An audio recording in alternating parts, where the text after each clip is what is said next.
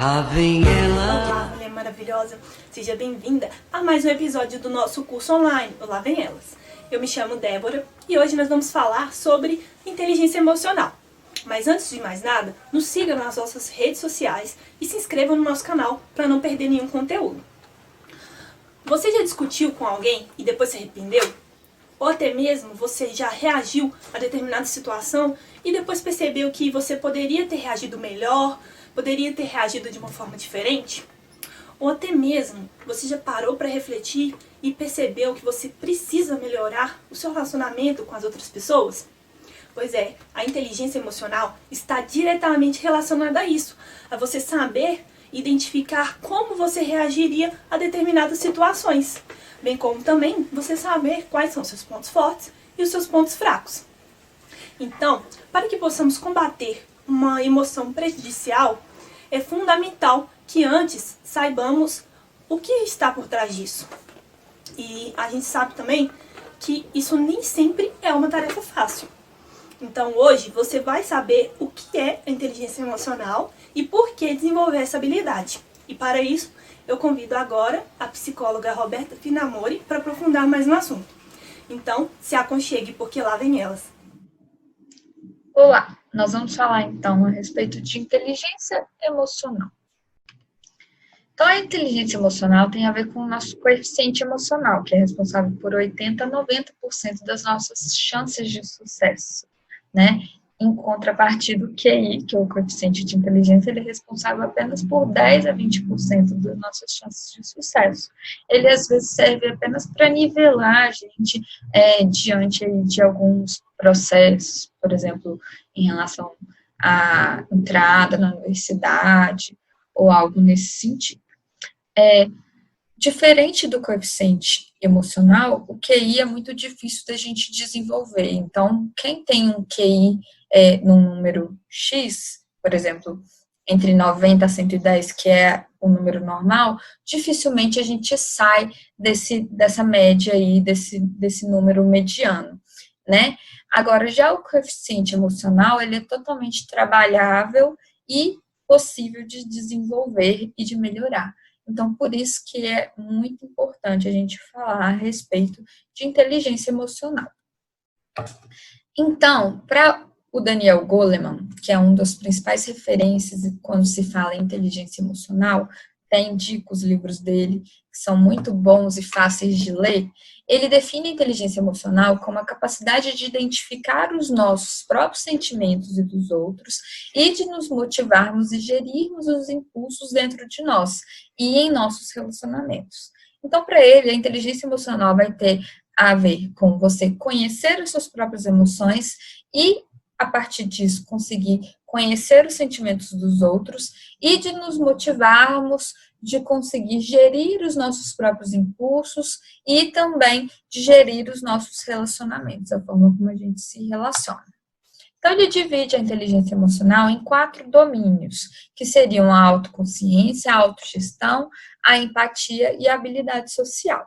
E a gente vai falar um pouquinho a respeito desses 4 domínios.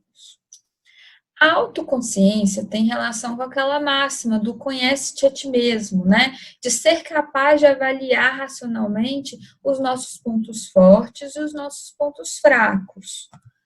Para ele, as pessoas de sucesso, elas têm consciência dos pontos fortes e quando elas precisam falar a respeito desses pontos fortes, elas não exageram neles. Então, elas falam aquilo que realmente elas têm capacidade e sabem. E elas têm perfeita consciência dos pontos fracos e não têm medo de falar a respeito deles.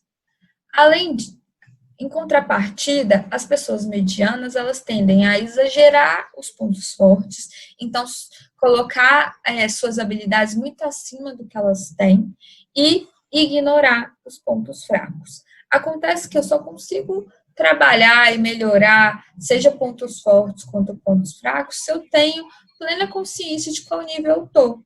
Eu só tenho como subir de nível, né, me desenvolver, se eu tenho consciência de qual que é o ponto que eu estou, qual que é o ponto que eu preciso chegar. Então, é importante a gente pensar nisso.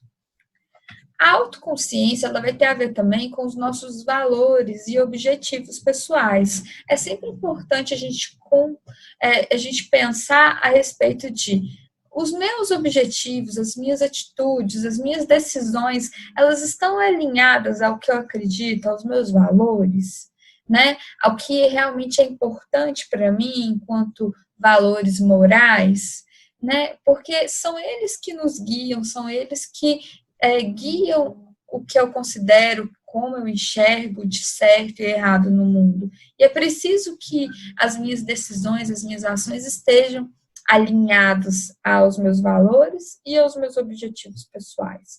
Por quê? Quando as minhas ações no dia a dia estão desalinhadas com os meus valores, eu entro num conflito interno.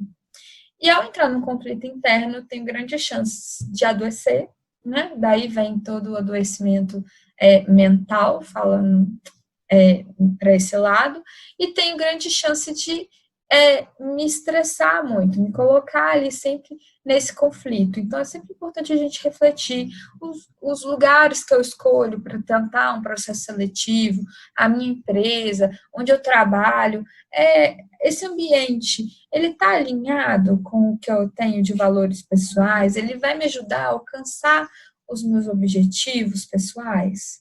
Porque se não tiver, vale a pena refletir a respeito disso. Então, é pensar, as suas decisões, elas são coerentes com o que você acredita e com o que você sente?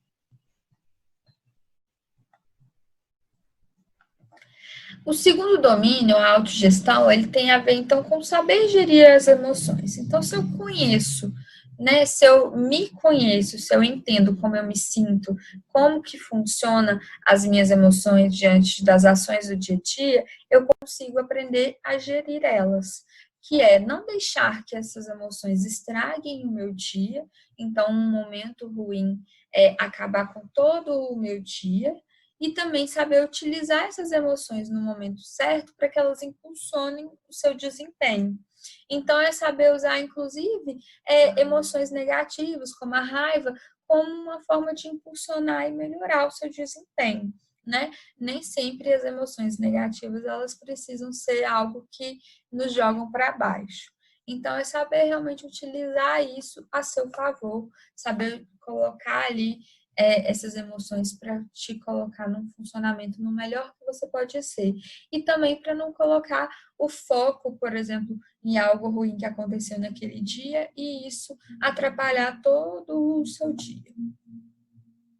Então, na gestão a gente fala muito de, né, a gente só consegue gerir o que a gente conhece.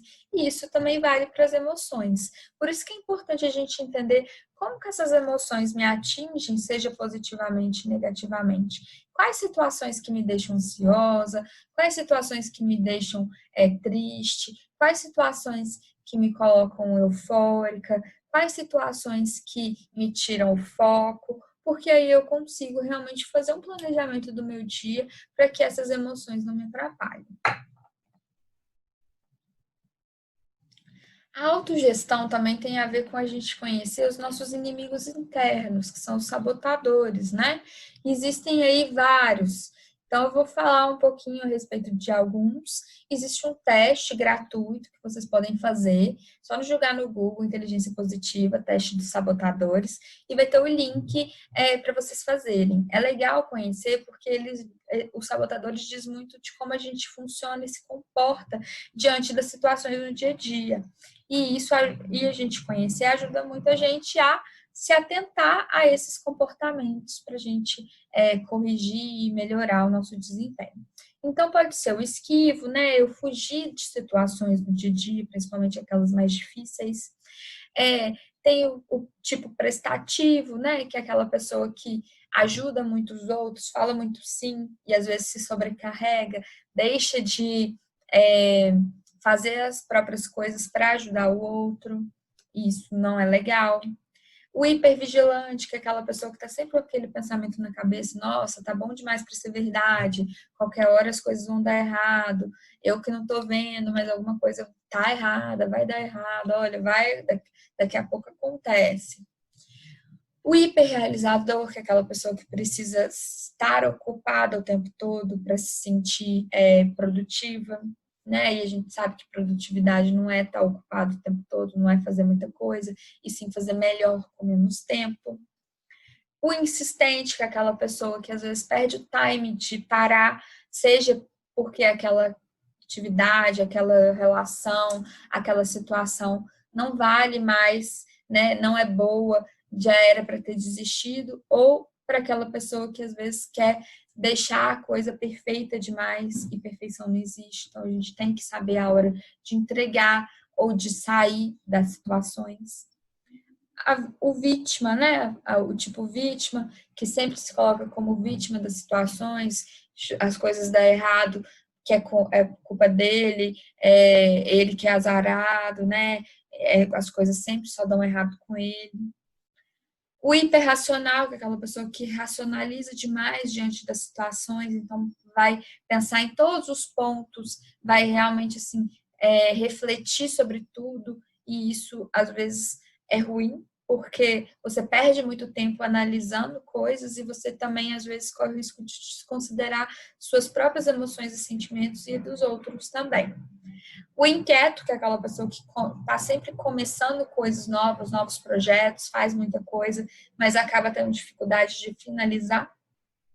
E o controlador, que precisa ter controle sobre todas as coisas, todas as pessoas, saber de tudo, tudo precisa chegar para ele precisa sempre sentir aí que está nesse controle. Então, todos esses tipos de comportamento dificultam a gente a ter consciência da realidade e também dificultam a gente a ter um bom desempenho e aproximar dos nossos objetivos, porque acabam que atrapalham mesmo nessa construção aí da autoconsciência.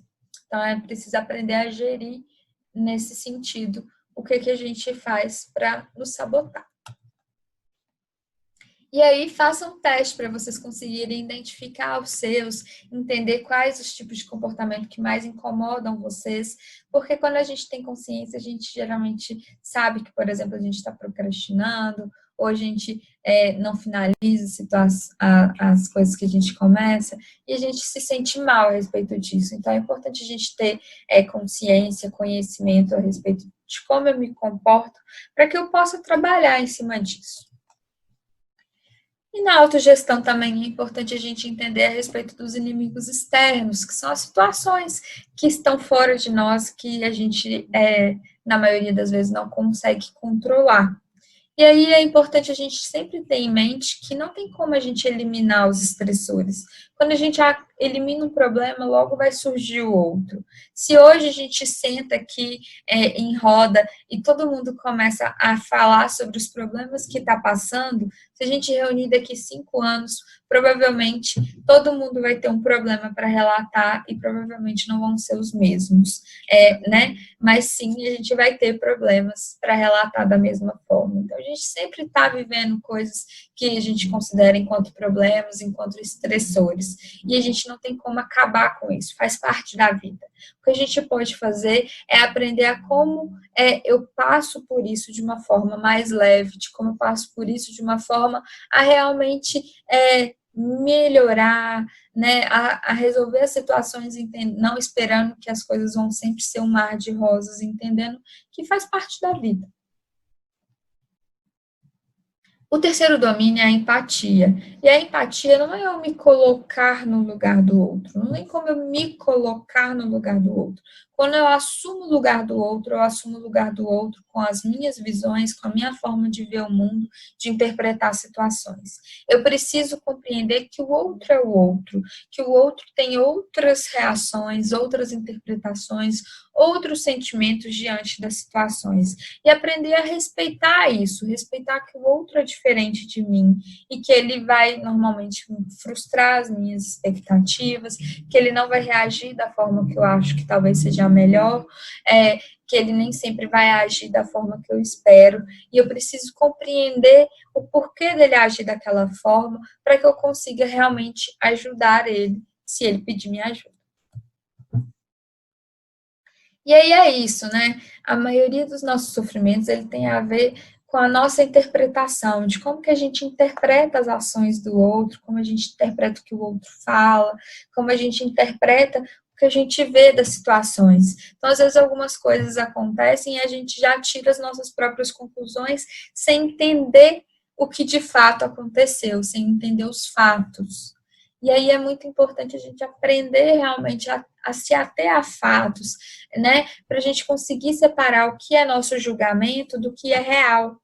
Principalmente hoje em dia, que a gente tem aí o digital, a gente vê uma parcela muito pequena da vida das outras pessoas e nessa parcela que a gente vê, a gente já tira os nossos próprios julgamentos, né? Às vezes a gente julga que as pessoas estão melhores que nós, conseguiram as coisas mais fáceis, né? E nem sempre é assim. Então a gente não conhece a realidade dos fatos. Então, a gente precisa aprender, sim, a se ater a fatos, é o que eu tenho condições de conhecer, né? Quando eu tiro conclusões precipitadas, eu estou partindo só do que eu tenho de repertório, só que eu tenho só daquele 1% ali que eu vi da situação. Então, por isso que é importante a gente escutar, a gente observar, a gente compreender como que qual o impacto das situações para nós, né? Quais tipos de sentimentos e emoções essas situações nos geram, para a gente conseguir, então, entender a situação como um todo e realmente agir de forma empática. Existem alguns obstáculos para empatia e muitas vezes esses obstáculos têm a ver com as ações que a gente faz querendo o bem do outro, querendo ajudar, na melhor das intenções. Um deles é eu querer sempre aconselhar. Então, às vezes, antes mesmo de eu entender a situação que a pessoa está me relatando, eu já venho com uma solução. Uma solução que é boa para mim, né? E não precisa necessariamente ser boa para o outro. Principalmente se eu não compreendi qual é a situação real e o que ela está gerando para aquela pessoa. Então, é muito importante a gente ter claro que se a pessoa não me pediu um conselho, eu não preciso dar, porque esse conselho está partindo da minha realidade, da minha interpretação. Conselho a gente dá quando o outro pede.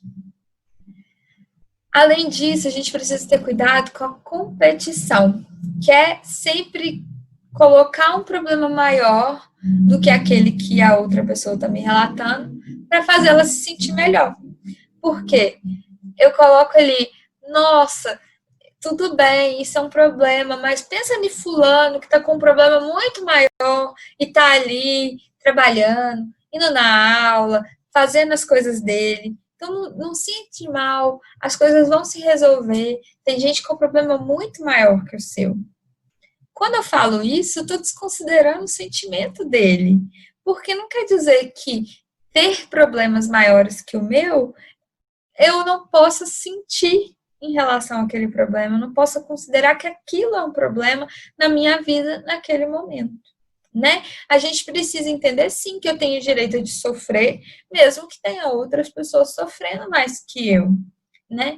Eu sofrer não é desconsiderar o outro sofrendo. Então, assim, a gente, quando vai ouvir alguém, é importante a gente não colocar isso, porque não é uma competição de problema, não é uma competição de tristeza, não é uma competição de quem está mais ferrado na vida. É a vida de cada um. Cada um tem uma história. Então, se a pessoa está me relatando algo, eu preciso escutar e entender aquele algo, considerar o sofrimento dela, considerar o que ela está sentindo. Isso é ser empático. Independente que eu saiba, ou até mesmo eu estou passando por problemas maiores, mas isso não diminui o sofrimento do outro, eu não tenho esse direito. Então, pensem a respeito disso. E o terceiro obstáculo para a empatia é o encerrar o assunto. Às vezes a pessoa conta algo para a gente, relata algo para a gente que a gente não sabe como resolver para ela. E aí o que a gente faz? É bola para frente. Não fica assim, não, as coisas vão se resolver, ele que te perdeu, né? Segue a vida. Escolhe outra coisa, faz outra coisa. Então, assim, aquilo ali, o que eu tô comunicando com a pessoa? Que eu não tô afim de escutar ela, que eu não tô afim nem de entender o que ela tá sentindo, porque eu tô mandando ela seguir. Eu tô falando que o que ela tá me falando não é importante. Então, pensem a respeito disso, porque isso afasta a gente de ser empático, mesmo quando a gente tem a melhor das intenções. E o quarto domínio é as habilidades sociais, que tem a ver com as soft skills, né, as competências comportamentais. Hoje, no mundo empresarial, a gente fala muito que as soft skills têm se sobreposto às hard skills, que são as competências técnicas, que tem mais a ver com QI, as hard skills. Então, as soft skills têm a ver com a inteligência emocional, com o seu coeficiente emocional, e elas são, sim, mais importantes hoje em dia. Não é falando que não é importante você se especializar, estudar e considerar a sua experiência técnica.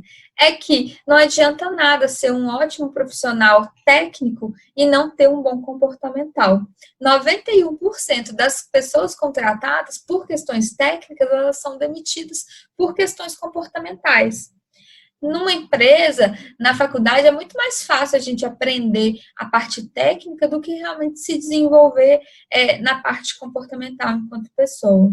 Essas habilidades comportamentais são, por exemplo, a comunicação, trabalho em equipe, liderança, relacionamento interpessoal, habilidade de planejamento e tomada de decisão. Então, são as formas como eu me comporto. E aí é importante a gente pensar, então, refletir como eu tenho me relacionado com as outras pessoas, como eu tenho me comunicado, se eu estou jogando a favor das pessoas que estão ali ao meu redor, no meu grupo de estágio, no meu emprego, na minha família. Então, como eu tenho me relacionado, como eu tenho me comunicado? Porque se vocês ainda não estão no trabalho, se vocês ainda estão estudando, a gente desenvolve habilidades comportamentais não só na faculdade, não só no trabalho, a gente desenvolve também relacionando dentro da nossa família, com nossos amigos, né? A gente é uma pessoa só. Então, essas habilidades, elas vão espirrar aí para todos os meios que eu estou inserido. Então, eu também posso treinar e desenvolver elas em todos esses meios, não só no trabalho. Quando a gente fala de comunicação e relacionamento interpessoal, trabalho em equipe, a gente precisa sempre ter claro que ações e palavras, elas podem possuir significados diferentes para as pessoas, porque o significado, ele é atribuído, ele é uma representação a partir do que eu tenho de repertório, do que eu acredito. Então, por isso que eu sempre preciso dizer o que aquilo que eu estou falando significa para mim, representa para mim. Então, quando eu falo de organização é uma coisa que dá um leque de interpretação. Pode variar em diversas formas para as pessoas. Então, eu preciso falar o que é comunicação para organização para mim. Quando eu falo, por exemplo, eu preciso que você faça uma boa apresentação. Uma boa apresentação pode significar N coisas. Então, pode significar a pessoa conseguir falar bem, pode significar a pessoa fazer bons slides esteticamente, pode significar a pessoa precisar estar bem vestida e ter aí uma boa imagem. Então, assim, pode ter vários significados. E não tem qual é o certo. Tem aquilo que eu considero enquanto boa apresentação. A mesma coisa quando eu falo a frase, João foi atrás do trem correndo. Nessa frase pode ser, o João foi atrás do trem que estava correndo, o João estava correndo atrás do trem, o João foi sentado na parte de trás do trem que estava correndo. Então, pode ter vários significados. E nenhum deles é o errado, nenhum deles é o certo. A não ser que eu diga para vocês qual que eu que escrevi a frase considero como certo. E aí, é importante a gente lembrar que a gente, na vida, no trabalho, corre uma maratona, não uma corrida de 100 metros. Não precisa pensar que eu preciso ir rápido para poder chegar primeiro. A gente tem que durar, a gente tem que ser bom, a gente tem que ter resistência. Então, é entender que a minha vida é a minha maratona. Eu que vou chegar no final dela e eu preciso sempre trabalhar para ser melhor, para ter maior resistência diante das situações que eu vou vivenciar, comparando sempre eu comigo mesmo, né? Não comparar o palco dos outros com o meu bastidor. focar em mim, em fazer o meu melhor, no que eu preciso desenvolver, se eu tenho consciência dos meus pontos fortes, dos meus pontos fracos, eu vou trabalhar para me desenvolver. O outro ter os pontos fortes dele não abaixa a minha chance de sucesso, se eu estiver trabalhando para eu melhorar e para eu colocar em situações que têm a ver comigo, que têm a ver com quais são os meus objetivos, os meus valores, né? Porque o objetivo do outro é outro. E além disso, ter consciência de que a inteligência emocional é como a máscara de oxigênio no avião. A gente precisa sempre cuidar de nós primeiro, olhar para nós primeiro, nos conhecer, para que a gente tenha capacidade de conhecer o outro. Então, se eu conheço a respeito dos meus sentimentos, das minhas emoções, eu tenho mais habilidade para lidar com o sentimento do outro, com as emoções do outro.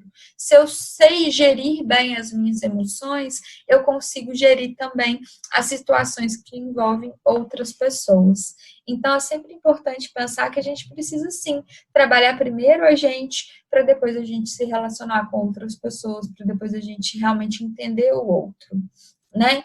Ter inteligência emocional, então, para finalizar, é ter a capacidade de criar suas próprias motivações, então, de compreender o que me motiva e de, então, me automotivar a partir disso. Quando eu tenho propósitos fortes, objetivos claros e fortes, um porquê de eu fazer as coisas, o que eu estou buscando, eu consigo me automotivar.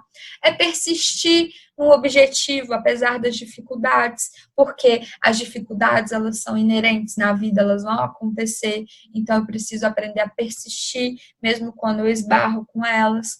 Aprender a controlar os meus impulsos, né? Não agir de forma a que as minhas emoções guiem os meus comportamentos, é conseguir aguardar para satisfazer os meus desejos. Então, às vezes, postergar algo que eu quero fazer, mas que não está alinhado ao que eu tenho de objetivo hoje, né? Ou que talvez eu preciso terminar tal coisa para fazer algo que possa ser mais prazeroso, ou que eu deseje fazer naquele momento. Manter-se num bom estado de espírito. Então, não é eu deixar de sentir, mas eu entender realmente de que as coisas ruins, uma raiva que eu passo, uma tristeza que eu passo, não precisa guiar todo o meu dia. É controlar a ansiedade, é conseguir ser empático e conseguir ser autoconfiante.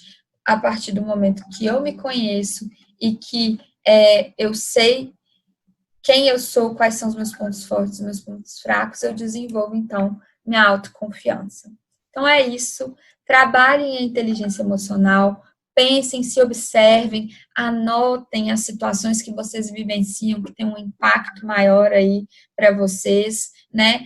Pensem nisso, se desenvolvam, pensem em vocês, se observem. Então, preocupem primeiro em se conhecer e se observar, para que depois vocês consigam conhecer os outros, observar os outros, se relacionar bem melhor.